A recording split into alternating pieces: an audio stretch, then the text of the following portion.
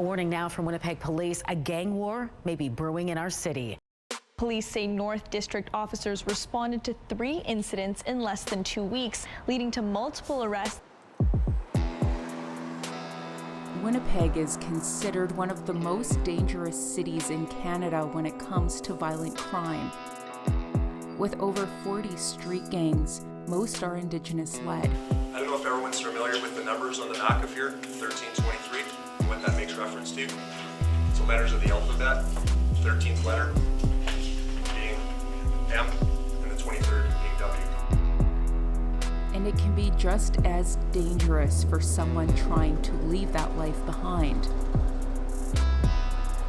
It's a very predatory atmosphere, especially with like being an Indigenous woman, and it's scary. They didn't choose to get these tattoos. I mean, they really were forced into getting these tattoos. People say, you know, you're in till you're dead, or you're just, it's a commitment or whatever, like you're in for life. If I had to look at that every day and it reminds me of my past and the things that I've done every single day, no, we're gonna get rid of it.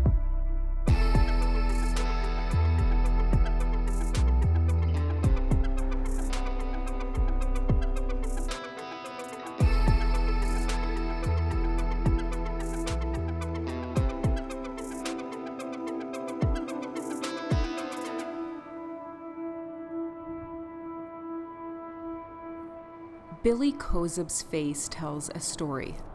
Tattoos from a life forged in the streets.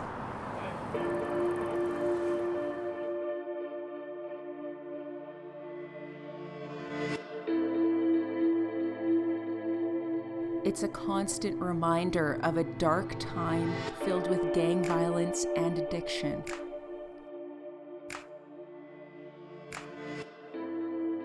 A past she wants to erase. I really want to change my life, but every time I look in the mirror, I just see that old me. Even if I'm walking on the street, that's something you look at with other people. You see a face tattoo, you're right away wondering who they're with, or are they going to have problems or whatever.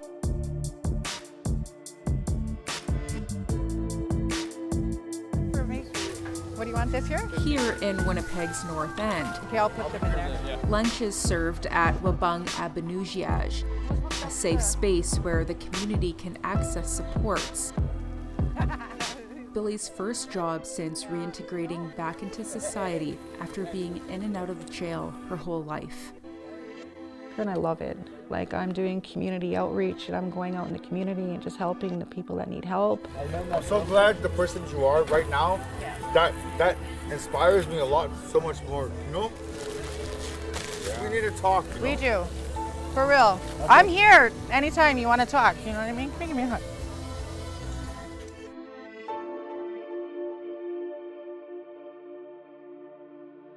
Oh, the North End is just has a lot of bad memories in it, but I can also create some good ones. The North End is where she used to hustle. She was a gangster and started that life at just 12 years old when she was lured at school. You know, guys with cars, pounding bass happening out of it. I was intrigued by it. And then you start meeting them and start looking up to them. They start saying they're going to take care of you. And when I was 13 or so, just getting a call and saying, Billy, you got to go into this house and you got to go in the attic and go do something. You got to go grab something for us. Of course, me, I was just down, and I went into that place, climbed up where I was supposed to, put all these shotguns into this pillowcase. Now that I'm older, I think, you know, like, what if those things were loaded? Billy's last conviction was a breaking point. In 2022, she was charged with accessory after the fact to murder and aggravated assault. Shortly after, Savage Diamond was inked across her forehead. It's what changed my life, and like I was used to other kind of charges, but this last one was just, you know, a big eye-opener and pointless, and I was just ashamed and embarrassed to even be tied to that.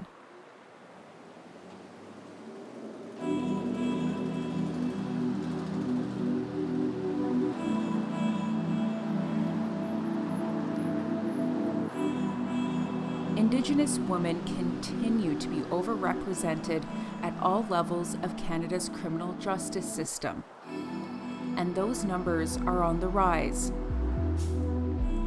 They currently make up 45% of overall prison populations in the country.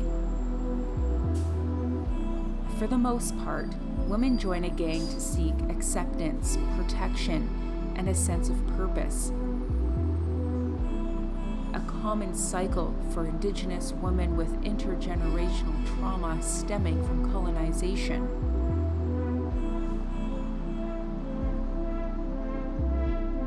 I had problems feeling like I fit in at home because my dad was white Ukrainian, my mom was Aboriginal, so there was that battle between each other there, so I felt that I didn't belong in either household. Billy is breaking that cycle by removing her face tattoos. Hi. She makes frequent visits to Mother Inc., Good. How are you? a tattoo removal project by Della Stanky. So excited. It's funded by the province of Manitoba and city of Winnipeg and provides free services to people exiting the gang life and violence, even bringing tattoo removals behind bars to inmates getting ready to be released. How I got started, how I opened the business in the first place was I was working at 2 federal halfway houses here in Winnipeg. They started telling me that it was because of these tattoos that they weren't leaving the yard. They were scared to either get jumped back in by their old gang or get jumped by a rival gang. Well, this is the one that's gang affiliated. Then these two, this is gangster on this one, and then women doing a drive-by. Getting these removed, it's kind of like shedding snakeskin. Like, I'm leaving that lifestyle behind, you know? And I know people say, you know, you're in till you're dead, or you're just, it's a commitment or whatever, like you're in for life and this and that, but no, you don't have to be. Yeah. I really want to get some traditional tattoos. I love ink. I'm going to be like that old lady, pulling out my tattoos and telling my grandkids stories, you know what I mean?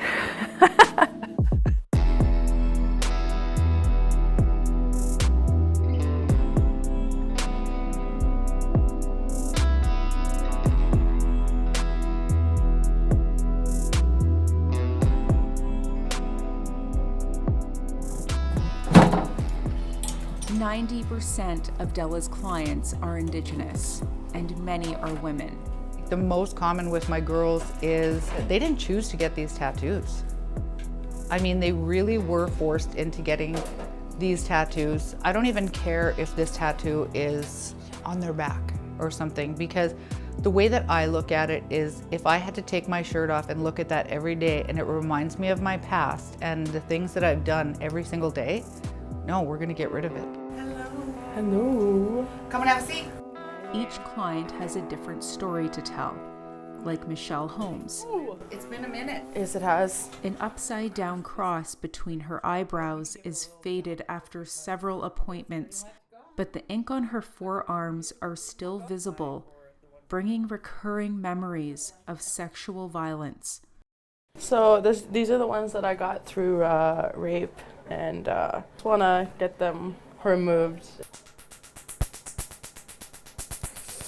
And it's a little more painful for Michelle right here because it is done also on scarring from self-harm scars. So Michelle can handle pretty much anything. That's what I've come to know her over the last 5 years.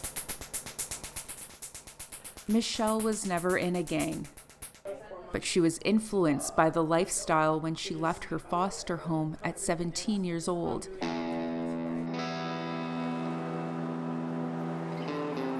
It's a very predatory atmosphere.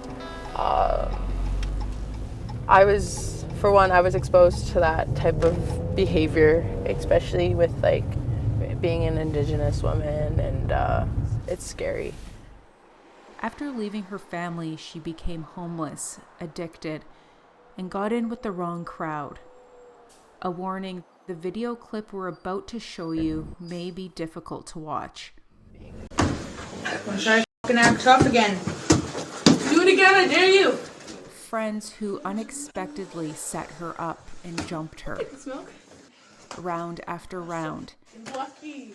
The youth surrounding her showing gang-like behavior that was passed down. This video was taken over 5 years ago, but recently made its way back on social media.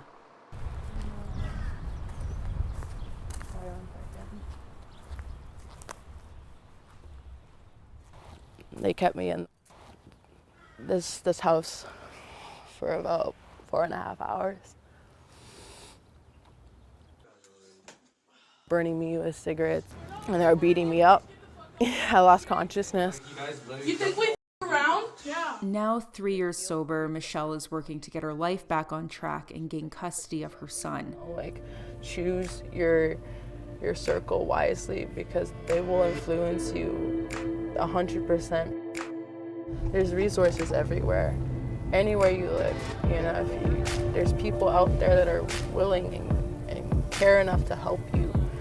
You know, with whatever you're struggling with, you're not alone. I lived that lifestyle. I made my mistakes. I feel so shitty about so many things that I've done. I try to make peace, or, you know, put that tobacco and just make prayers and send them out. Like, you know I did people wrong, and a lot of the names I don't even remember. Like, I lived a pretty shitty life, and that's gone now. I want to try something different. I owe it to myself. I owe it to my kids, especially number one. That's what I'm fighting. Just fighting to build that life for my kids, away from that lifestyle.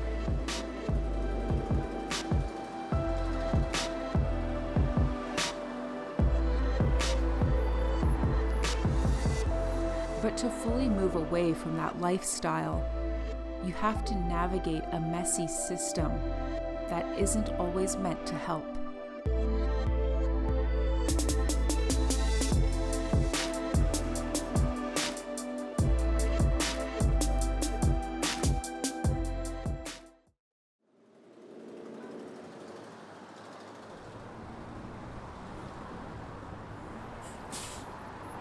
On the outskirts of Winnipeg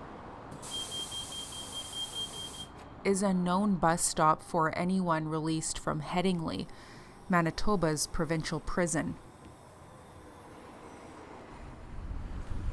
Billy says this is where everyone gets dropped off. She was only given a bus ticket and some change before heading back out into the streets. Programs that are there is none. There's no guidance once you're out either. You're just dropped off at that bus stop, and that's it, on your way you go. What do you do from the bus stop that you're dropped off? That's one thing that I was wondering, like, for family support or anything, like, I'm riding on this alone. For people just getting out, that's hard, because there's really nothing available. I've witnessed that a few times when going to court and stuff. There's a few times we had to drop off a girl at the bus stop. They go back to the same stuff, back to the same thing, until they get caught again. Sarah Osborne is on probation at a halfway house in the city. Reconnecting with her culture has become a quiet form of healing, a stark contrast to the trauma and addiction that nearly cost her everything. I was so messed up on drugs, like, because I was constantly, from the time I wake up, I would shoot a needle in my arm and smoke, like, it was just constantly, I was constantly getting high. To get the support she needed, it took a bigger crime and a longer sentence in the federal system in 2022. Was charged with second-degree murder. Then I got convicted of manslaughter. I'm kind of glad I went to jail when I did, and I'm glad I've been in jail as long as I have been in jail. I took advantage of everything I could, like all the programs and everything like that I could get my hands on. I did everything I could in there. Going Fed, I had that option to finally, okay, I'm just gonna leave everything, leave my old self in Winnipeg, and I'm really gonna work on myself. And that's what I feel like I've done. I went in, I did the programs, I jumped in everything that I could. Even if I didn't have to do them, I still did it. I pushed it, and I really reached out to elders, and I feel that's a huge huge savior for me is just reaching out and following my culture and just living those 7 sacred teachings. Like I live every day by them now.